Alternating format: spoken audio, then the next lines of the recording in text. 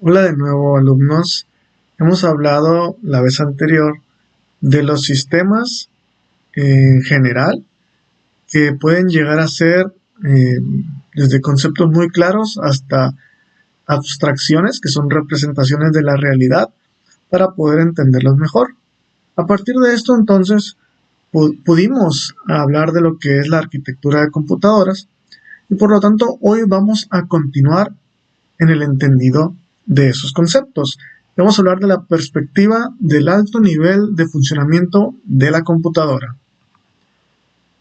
Si recordamos, cuando hablamos de hardware, hemos mencionado los componentes de la computadora y normalmente decimos que es el procesador, la memoria y los dispositivos de entrada y salida.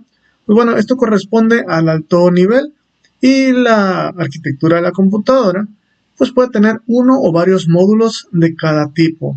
Ya sabemos que existen procesadores de varios núcleos, tenemos varios módulos de memoria, pero en sí estos son los componentes básicos y se interconectan de modo que puedan desarrollar una función básica que tienen las computadoras, que es ejecutar los programas, ¿no? Anteriormente, cuando veíamos la evolución de las computadoras, entendíamos cómo estos grandes componentes estaban conectados, pues básicamente programar era esta conexión de cables y enchufes, de tal forma que las primeras computadoras terminaban siendo una cuestión de ingeniería eléctrica, ¿no? Diseñaban algoritmos, pero tenían que conectar todos los componentes físicos. Si recordamos, la ENIAC fue la primera computadora publicitada como tal, que fue creación de Mauchly y Eckert, que pensaron desde ese entonces una forma de cambiar este comportamiento de esta máquina calculadora con dispositivos de memoria que almacenaran las instrucciones de los programas. Esta idea fue documentada para la siguiente computadora, que fue la EDVAC, pero sabemos cómo pasa en estos proyectos ultra secretos. Estaban involucrados en la ENIAC y en esta Segunda Guerra Mundial pues no pudieron publicar estos hallazgos. Sin embargo, eh, existía apoyos de otros científicos que, si bien no estaban de lleno en el proyecto, rondaban alrededor de él, y tal es el caso de este famoso matemático John von Neumann, quien publicó y publicitó la idea después de haber visto la propuesta de esta EDVAC. Y fue tan exitoso, fue tan efectivo, que la historia le ha acreditado esta invención. Es decir, está basada en las propuestas de Mauchly y Eckert, pero a él se le atribuye de tal forma que la conocemos como la arquitectura de von Neumann. Virtualmente, si lo podemos encontrar en la bibliografía, todas las computadoras se han diseñado basándose en los conceptos de John von Neumann, que pertenecía al Instituto de Estudios Avanzados de Princeton, y sus conceptos claves son los siguientes. Los datos y las instrucciones se almacenan en una memoria de lectura-escritura, y esto lo mencionamos brevemente en la historia de las computadoras. Los contenidos de esta memoria se direccionan indicando posición sin considerar el tipo de dato que se contiene en ella. La ejecución se produce siguiendo una secuencia de instrucción tras instrucción. Claro, hay excepciones donde tú puedes decir que se regrese a una dirección anterior o que se vaya a una más adelantada, pero mientras no se especifique esto, sigue una secuencia, ¿no? Y bueno, a partir de esta implementación de la arquitectura, programar se vuelve más fácil, porque ya no estás reconfigurando todos los cableados, todas las compuertas para cada programa. Lo único que se necesita es proporcionar una nueva secuencia de códigos. Quizás no estemos todavía muy familiarizados con la programación, pero en otra sesión vamos a mencionar un poquito el nivel de abstracción, pero en la codificación. La CPU, entonces, que es el procesamiento, recuerden, se encarga del control, intercambia datos con la memoria y para ello utiliza normalmente dos registros internos.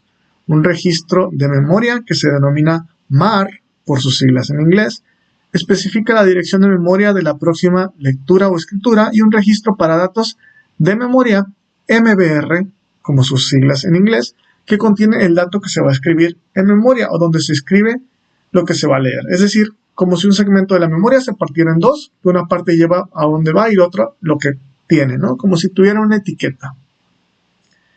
También se contiene un registro de direcciones de entrada y salida, que aquí lo podemos ver como Address Register, que especifica un dispositivo de entrada y salida, y un registro para datos, Buffer Register, que se utiliza para intercambiar datos entre un módulo de entrada y salida y el procesador. Un módulo de memoria consta de un conjunto de posiciones, es decir, tenemos varios espacios donde cada uno de ellos tiene pues un numerito o algo que lo distingue entre otros para distinguirlos precisamente donde va a estar almacenada cierta información. Cada posición contiene un número binario que se interpreta como una instrucción o un dato. Un módulo de entrada y salida transfiere datos desde los dispositivos externos de la CPU. Recordemos que los dispositivos de entrada y salida son estas interfaces que nos permiten a los usuarios comunicarnos con la computadora. Y a partir de que nos comunicamos, bueno, sería a través de este mecanismo precisamente, al procesador y a la memoria y viceversa. Contiene los registros o buffers internos para almacenar los datos temporalmente hasta que puedan enviarse. Y aquí tenemos un esquema general, bueno, en dos versiones, en dos referencias bibliográficas, pero finalmente coinciden uno o más detalle del otro. Si podemos ver al lado izquierdo, el que está como en color naranja, pues nos viene en inglés, pero estamos hablando de lo mismo, ¿no? Central Processing Unit es CPU, Program Counter es PC, vienen menos especificaciones de las que mencionábamos, nos abocaríamos más al lado derecho, donde viene más detallado, pero podemos ver que la memoria principal, acá la estamos desgajando en memoria y las instrucciones que mencionábamos, los datos, y una secuencia 0, 1, 2 hasta n, ¿no? Donde dice módulo de entrada-salida, podemos ver que es lo equivalente al Input-Output System, ya que es su interpretación en el idioma inglés. Y a partir de aquí, pues, es el modelo básico de von Neumann que se ha extendido de forma que los programas y los datos almacenados trascienden a no estar almacenados en los medios lentos como son los discos duros y pueden ser entonces ejecutados ahora a los más rápidos y volátiles como la memoria RAM que ya mencionamos en el apartado de hardware.